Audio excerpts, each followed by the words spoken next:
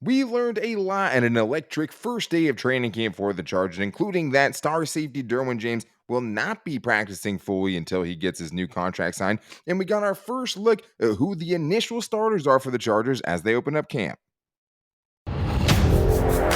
You are Locked On Chargers, your daily podcast on the Los Angeles Chargers, part of the Locked On Podcast Network, your team every day.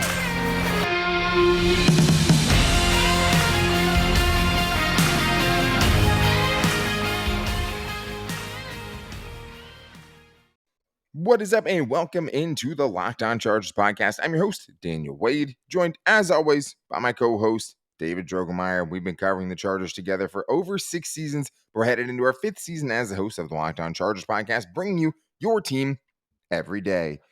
What a first day of training camp, and thank you guys for making us your first listen today. To make sure you never miss the show, go subscribe to the Locked On Chargers YouTube channel and also follow the show for free on all platforms wherever you get your podcast from. But what a day, David. Me and you took Chargers training camp by storm on day one. It was great to get out there and see some football finally. The first step back towards real, meaningful football. And the first thing we saw is, hey, Derwin James is in walkthroughs, but he hasn't done anything else at practice. And we found out from Brandon Staley that is because of the contract issue. But seems like everything still seems amenable between the two sides. But we did get our first look at who CB3 is, right, in the Chargers defense.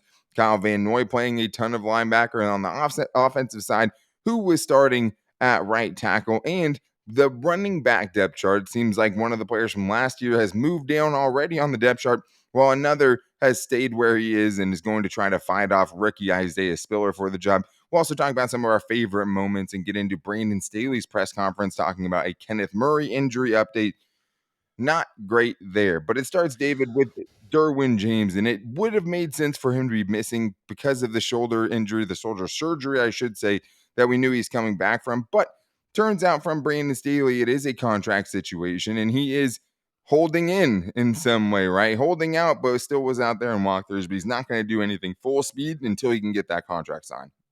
I mean, you got to understand it. I mean, this is a business, right? Derwin James is playing football, right? It is a kid's game, but at this level, it's all about the Benjamins, baby. And unfortunately, with Derwin James's injury history, you got to understand why he is not going to step foot on that football field until he has a large and very lucrative, to the tune of the highest paid safety in the NFL contract, to make sure that when he is back on that field, that's no longer an issue, and he can focus on helping the Chargers win a championship. Exactly. He's such a pivotal leader for the team. He's such a pivotal player. And I think the nice thing about this situation is, as long as it gets resolved soon, right, in the next few days, the next couple of weeks, you're not really worried that he's going to fall behind. He's obviously a very cerebral player already, but he has a year of experience in Staley's defense, and he doesn't have to play catch up kind of like he did going into last season. So no matter when he steps into camp, because we all think that the deal is going to get done, all reports of the deal is going to get done. Sucks that he has to miss some time early. It would have been nice to see that new collection of defensive players all together, even without the pads on. It would have been cool to see. But I'm not worried about it because I think he should be able to hit the ground pretty seamlessly. Brandon Staley said, we're just working through the process right now. We're going to let it take shape. And when it does, he'll be out there playing. So it's also good to just know he is 100% and ready to go when the time is right. When he does and sign, there's no ill will on either side. It seems like both sides are working towards getting a deal done. They're going to get it done here probably pretty soon. That's very, very good news. We don't want any kind of distractions, especially with someone as important as Derwin James. One of the heart and souls of the team, maybe the guy in that regard. But we also did get to see what the first string defense looked like at training camp for the first time. And obviously, everything has to be kept in perspective, right? This is how things stand right now. I know a lot of people are pointing out, hey, last year, Brandon Faison was starting over Asante Samuel Jr. Totally true. But it at least gives you a measuring stick of, okay, who has the leg up in this situation as we sit here right now before any real moving and shaking can happen. And the base defense for the Chargers was Derwin, Nas, Asante Samuel Jr., and J.C. Jackson, Kyle Van Noy, and Drew Tranquil as linebackers 1 and 2. And the defensive line was a little bit weird in this situation. It was Joey Bosa, Morgan Fox, Sebastian Joseph Day, and Jerry Tillery, and Chris Rump. I don't know why Khalil Mack wasn't out there for the walkthroughs. He was out there in the 11-on-11 drills. That was just kind of weird. The more important, though, formation for the Chargers defensively is 4-2-5. That's what they're in most of the time. That's when you have a nickel on the field. And we saw what the cornerback situation was. And it's kind of as we talked about it in the defensive show yesterday. How we thought it would probably play out was Michael Davis as CB4 coming off the bench with Asante Samuel Jr. on the outside, J.C. Jackson on the outside, Bryce Callahan in the slot. Another Kyle Van Noy signing at middle linebacker with Drue Tranquill, linebackers 1 and 2, especially with the Kenneth Murray stuff we're going to get into. And then on the defensive line, it was Joey Bosa, Sebastian Joseph Day, Austin Johnson, and Chris Rump. So not exactly how we saw it playing out on both of those, but at least as far as that sub package, that I think is exactly how we would have said it would be. Yeah, for the corners for sure. I mean, I think we knew what we were going to get into. We knew kind of what the rotation was going to look like. J.C. Jackson was going to be on one side, Asante Samuel Jr. was going to be on the other side, and Bryce Callahan was going to start in the slot. I think that's probably the best combination of starters at corner that the Chargers have right now. So it makes a lot of sense.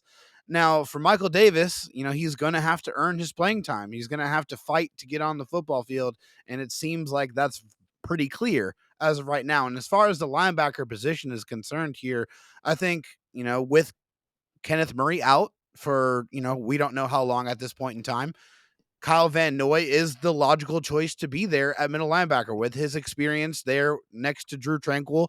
I think, he's a very good coverage linebacker. I think he would fit really well. It gives you a level of comfort knowing that you have a guy like Kyle Van Noy, a veteran leader who has played middle linebacker and played edge for you, a guy that brings a lot of versatility.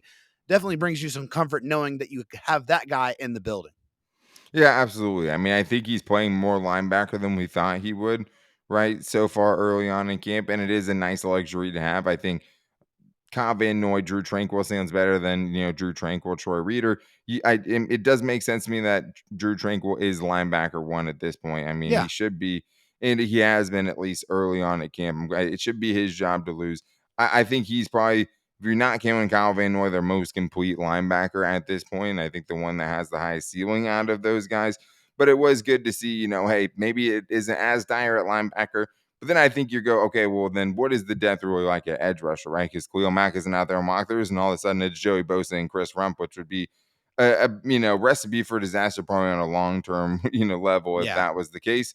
But it's the first day of training camp, so we're keeping everything in perspective. I One other will thing, say, go ahead. before we move on here, I do like the way Chris Rump looked this year. At least when we saw him at training camp, I think that he definitely put on some good weight. He looks a little bit more the part. Looks like he might be able to stand up on the outside a little bit more against the run.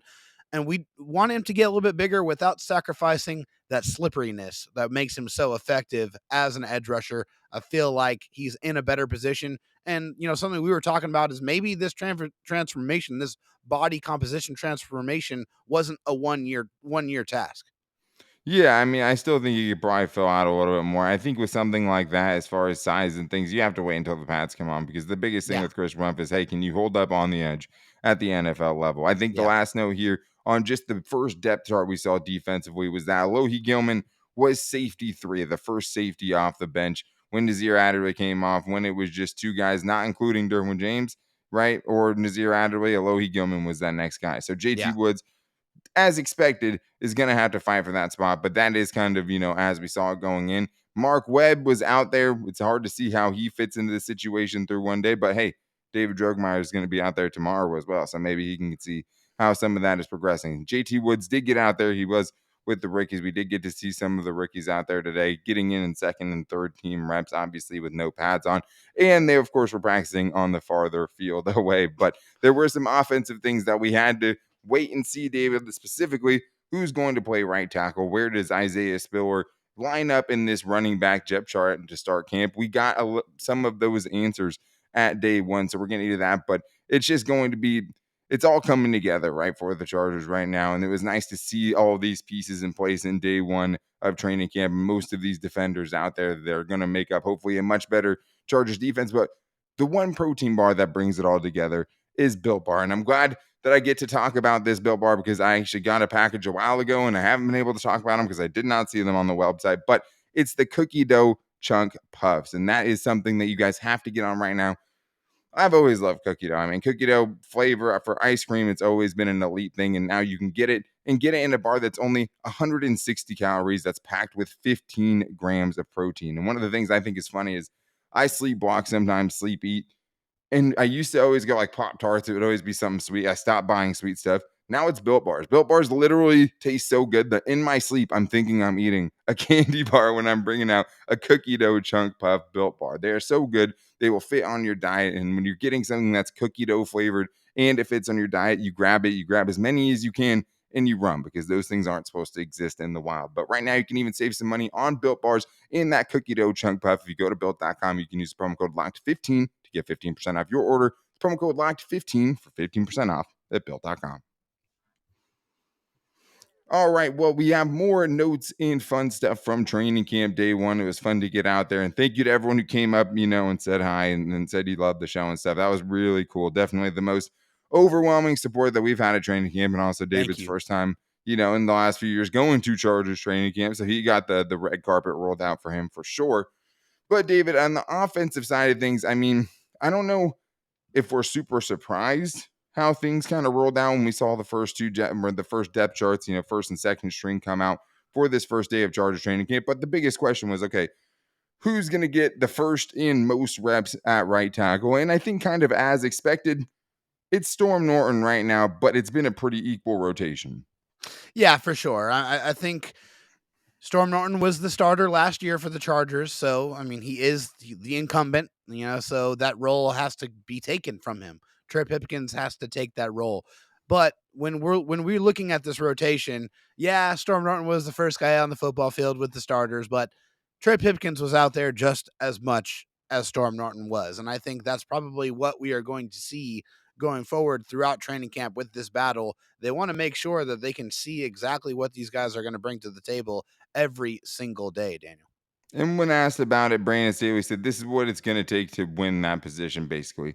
Consistency and performance. I think being a complete tackle in the running game and the passing game, we're going to get a very accurate evaluation from them by who they have to block every single day. Obviously, throughout preseason games, we're going to have a lot of opportunity to evaluate those guys. But that's kind of what we said all along. I mean, the nice thing about a tackle competition is you get to throw Joey Bosa and Khalil Mack at them, and that could go one of two ways. Like, you're either going to find out, hey, that was, some nice reps against an elite player. It's like, oh no, is this guy bad, or is it just because we got a problem? Houston, we got a problem. Yeah, right? two top 10 edge rushers, and are just going to get wins against pretty much any tackle in the league. So that can be a little bit tough, but nothing to get too up in arms about right now. It's day one of training camp, but playing out kind of like we thought it would. So at least to start things out, it's going to be Storm Norton who gets that leg up as the incumbent starter.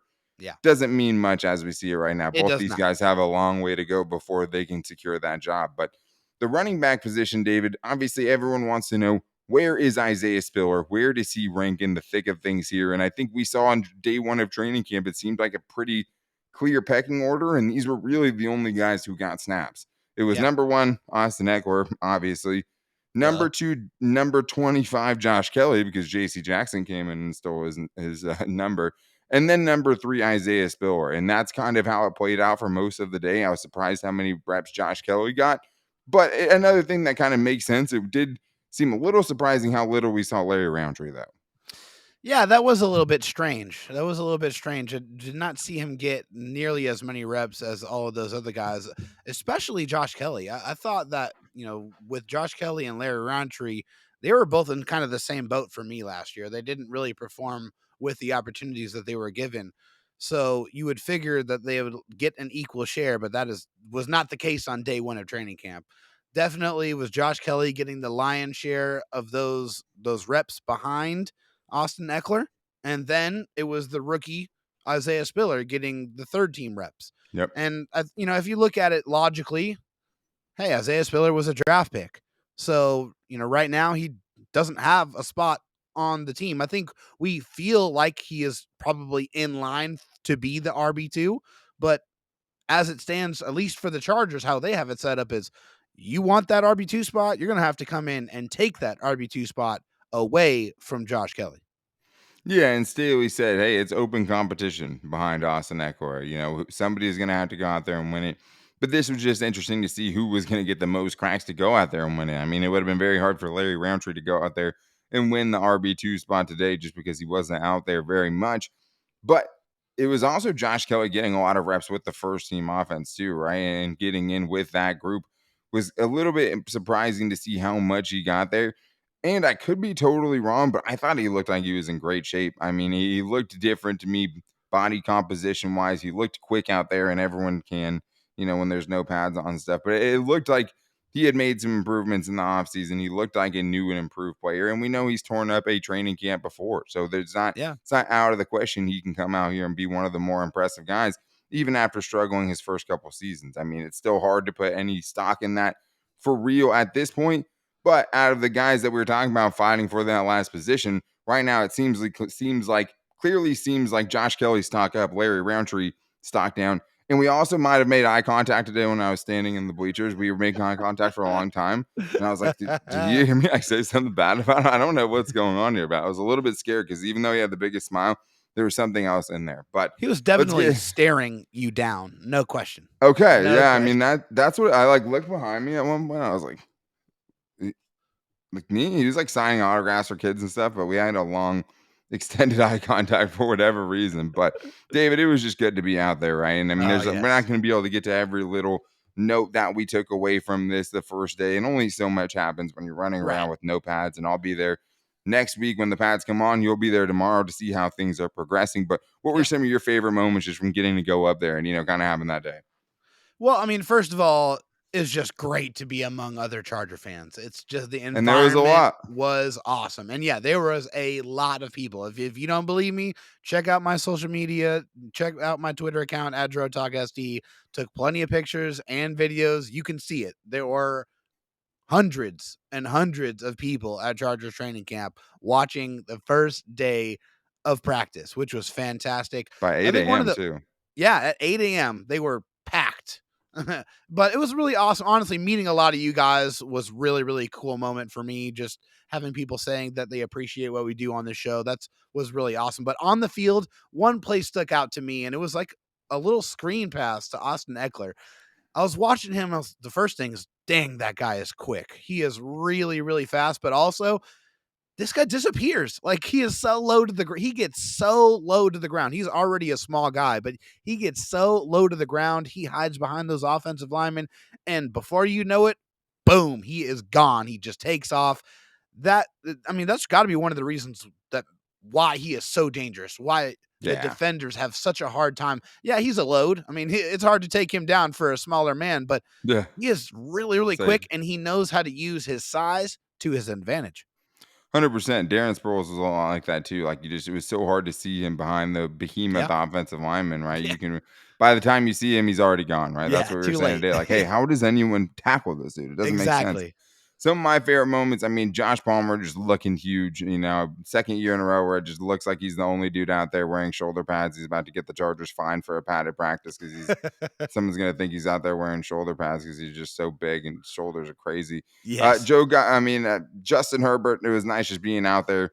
Still has a laser arm. You made some big plays throughout the day, and it was just nice to see that dude zip it around the field. He looks bigger. He looks a little bit bigger this year. That's the thing is the Ekeler thing with the linemen, all that stuff. You get a different perspective when you're up close and you realize, oh my God, these dudes are huge. Justin Herbert, the main one out of that because he is so much bigger than you would get. Trey Pipkins is gigantic. Good call. Yeah. So yeah, Trey Pipkins, it's easy to forget how huge that dude is. He's a large physical presence, I would say, to say the least. I mean, he's a giant walking house. Xander Horvath had a couple of plays in practice. Welcome to the gun show. That dude's guns were popping out of that practice jersey. It was nuts, looking shredded. And he had a sweet mustache, too. That was cool to see. I mean, he was rocking that thing, signing autographs, and he's definitely going to be a fan favorite. The last one here, David, to touch on, Gerald Everett lining up in the backfield. That was one of the favorite things I saw. It was weird seeing number 7 as a tight end out there, and you see how much bigger Mike Williams is than him. At least height-wise. But it was cool to see that because it was just okay, so they're just going to find ways to get the ball in this dude's hands, and that's not something – maybe they did a little bit with Steven Anderson, but it was not something they were doing with tight end one Jared Cook last year. No, it wasn't, and we saw it with Gerald Everett a lot. with his in his game film. He's in done that. Seattle, yeah. Yeah, in Seattle, he's done that before. And, with his just yards after catchability, the way he plays the tight end position, how physical he is, anytime you can get him to football and you can get creative with it and kind of change things, change what they've seen before and give them, introduce some new wrinkles. I love it. I'm all for it. Yeah, and I mean, he's just going to bring a different dimension. Herbert talked about it a little bit, just having somebody that's that athletic and just kind of starting to get on the same page with him as a route runner, right? And because that's going to be such a big, important part of it. It seems like, I mean, him and Hunter Henry, Herbert and Henry had an okay connection. There were still a lot of misses there, uncharacteristic Yeah. misses. Him and Jared Cook at some points looked like they were on the same page. Never really, I think, fully got there. And there was a couple of pick sixes to show that, I think. And Yep. then, I mean, now this is a third tight end, maybe. Hopefully it can gel a little bit better because then you have, I think, a trio of tight ends you feel pretty good about if the Yeah. Gerald Everett signing works out the way that we think it can, which is him being poised for easily his best season ever in the NFL. But we did get to hear from Brandon Staley, who I think got the third biggest pop from the crowd when he walked up to the autograph line. I mean, as much as everyone loves these players, it's crazy to see Anthony Lynn's not getting that ovation, right? Mike McCoy's not getting that ovation. Like, Ever. he was a true celebrity after a non-playoff season in 1 year. This dude just carries that energy, and he got to talk about a lot of what happened at practice, including an update on Kenneth Murray, who may not even be ready to start by the regular season. We're going to get into that right after this. Anytime that Brandon Staley gets on the microphone, you can feel sure that I'm somewhere listening because, I mean, I've heard a lot of coach speak. Me and David heard, at least 4 or 5 years of it before Brandon Staley showed up and gave us a press conference we actually enjoyed listening to. Yes. And he got up there and, I mean, was asked a huge variety of questions. We won't get into all of it. And we talked about a little bit what he had to say about the running back situation and the right tackle and some of the guys on the defense. But when he was talking about one defender specifically, it wasn't great news, David, and it was about Kenneth Murray. And this has been a saga because he tried to heal naturally. It didn't heal the way they wanted it to in the offseason. So we got a late surgery. There was no timetable, but there was a first, hey, we're hoping to get him back for training camp. Well, training camp's here. That deadline has come and gone. Yeah. Now Brandon Staley is saying this, which is funny in some sense, but he's saying, I'm not going to put a timeline on it. I just think that he will be practicing at some point in the next 4 to 6 weeks. So I'm not going to put a timeline on it, but then I'm going to immediately put a timeline on it right after that. And just because you're practicing doesn't mean that you're playing, right? It doesn't mean that he'll be ready to play in 4 to 6 weeks. But David, the season's 6 weeks away. Like that's regular season. That's the start of the regular season here. And it's just like this saga continues. And then even when asked, Brandon Staley was asked about, hey, like, what does this kind of mean for how he fits in with the team? And if he can get his starting spot back, he was just like, we're going to have to see how it goes, basically. Right. And so that was just kind of like not a huge vote of confidence for him, but it just sucks, David, that we're sitting here again wondering if we're going to see any part of a 100% version of Kenneth Murray in year 3 and still have so many questions to answer. It's the absolute worst possible thing that could have happened. And I feel Kenneth for him Murray. too, man. I feel terrible for Kenneth Murray. Yeah, just as Kenneth Murray, the person, like, this sucks. I mean, this is his job. This was his life, his dream to play in the NFL. And he has had one of the most tumultuous, rocky starts to a career that we have seen here in recent memory. But we have seen examples of players deal with a lot of injuries, Keenan Allen, and then come out of that and perform and be available and be a very, very good football player. I'm not saying that Kenneth Murray is going to do that, but I'm just saying he can recover from these injuries and he can come back and be a good football player. It's horrible to miss training camp. You miss that time. It's just so invaluable right now before the season. Kenneth Murray needs to get on the field. So this 4 to 6 week timeline, this is just, like I said, horrible news for Kenneth Murray. And like the thing is like I think he's only missed 10 games in his career, right? It's just you question why you've ever seen the healthiest version of him. He was coming out of, college with an injury and had to come back from that in his first training camp. Got back, had 100 tackles, but wasn't the best season. It's hard to come into the NFL as a linebacker, especially as a rookie in particular. Second year, it's like, okay, then he has an ankle injury right before the season starts. in a new defense, really struggles there. And now it's just like, what can you expect from him at this point? Like, you're hoping he gets back by the regular season. Just just the depth of that position. If they need to use Kyle Van Noy at edge more, right, for whatever reason, you hope that's still more of an option because you have a guy like Kenneth Murray. But like, to think at this point he's going to come back and get his starting spot back this season. I mean, And how I'm does this starting to affect just the roster competition too? I mean, this like could how many change linebackers they keep. yeah, this could change how they construct their 53-man roster. It is interesting, and we'll see how it plays out, because it's like, if he's not ready by week 1, is he going IR? Does he go on the PUP list and has to miss like 6 weeks? We'll see. It's just a bad start. You feel kind of good about Drew Tranquil and Kyle Van Noy, but it's different to lose it than to just feel like you never really had a shot because your body kind of let you down in Yeah. that sense. But when Brandon Staley's at the podium, he's always going to get asked something to do with fourth down because he is fourth and Staley, and that is what he's known for even after one season, because he just had one of the most prolific fourth down conversion seasons that the NFL has ever seen. And now he's going into year 2, and he was asked how much the spreadsheet and EPA will play in his fourth down decisions. I think he brought up a good point. He says all those decisions are about feel.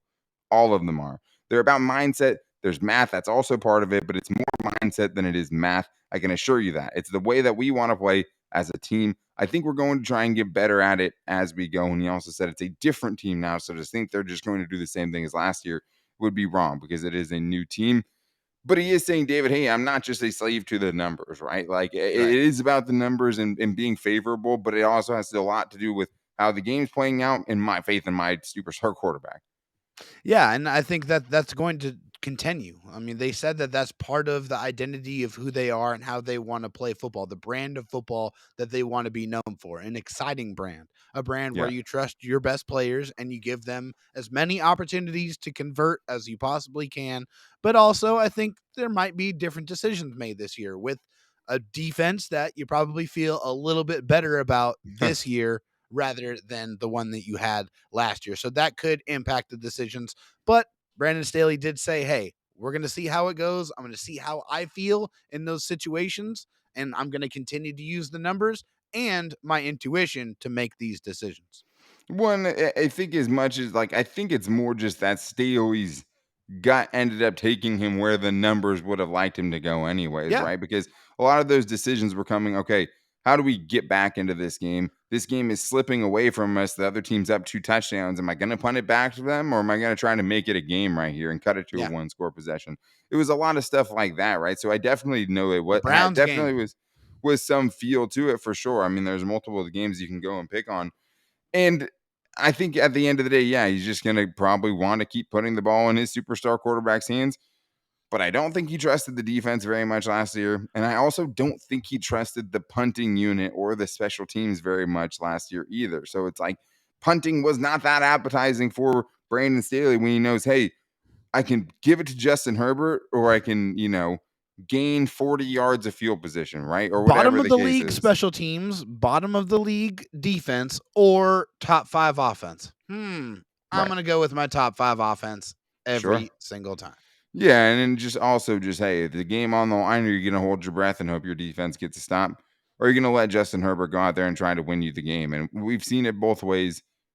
Give me Brandon Staley every time, and from the decision-making standpoint, I want a dude who's Yes. going to go for it. I can live or die with whether or not the Chargers can get it done on fourth down, And I just think that they'll probably be in a lot less dire situations, hopefully, this year Yes. from being a much more complete team. But one of the much more complete units this year, I think, is the defensive line group. And he talked a little bit about the competition there. Said a lot of competition and guys competing for different roles, which they do, right? Pass rushing guys, run stuffing guys, stuff like that. We normally have 5 active on game day, 5 or 6, and that's important. We'll talk about that in a second. Those spots are going to be important in competing for roles, and what exactly that looks like. We have 4 to 6 weeks to figure it out. I think we do have some good pieces that can play some unique roles for us, but that's going to take shape as we go, and it's going to be about consistency and sustaining that consistency and so on and so forth. But it was interesting that he said 5 or 6, right, David? Because last year they kept 5 on the opening 53-man roster. So as much as I agree with him, I think it's going to be a great competition in the defensive line group. Joe Gaziano tipped a pass from Easton's stick and intercepted it, returned it back for a touchdown. Big man touchdown. Everybody give that a round of applause. Who doesn't Let's love to see go. a giant defensive lineman rumbling with a convoy of defenders into the end zone and spiking it, right? I mean, that was awesome. The defense, there was so much energy out there They from went the team. crazy after that play. But at the same time, like, you also can't take away much from a defensive lineman when nobody's out there wearing any pads.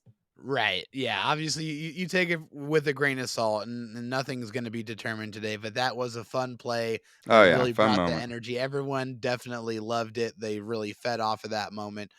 But yeah, this defensive line competition, that back end, that last spot, because I mean, it really seems like 4 or 5 of those spots are already pretty much locked up. So there's one spot left, one spot for somebody to come into this training camp and take that spot on the 53-man roster. That's probably going to be one of the more intense battles that we watch all throughout training camp. Yeah, absolutely. And like I've said before, good problems to have when the Yes. unit was as suspect as it was last year. But like Joe Gaziano, right? I mean, he's a guy that we haven't even talking about if they keep 6 as much, right? We have mentioned him, but like it's going to be such a tough competition. Then you have probably like the greatest player of all time, Forrest Merrill, out there just trying to fight all the biases and then get himself a spot as a guy who's just a big old meatball that just wants to get out there and hurt people. Come on, Forrest, make a run at it, huh? But I mean, it's going to be so tough to make it as an Where end of my the bullet roster guy blue? when you don't get as much out of the defensive line from special teams, right? So you can't really Right. differentiate yourself in that way as much. But it's great to have that competition there, and hopefully it leads to a much better unit. But that's just day one.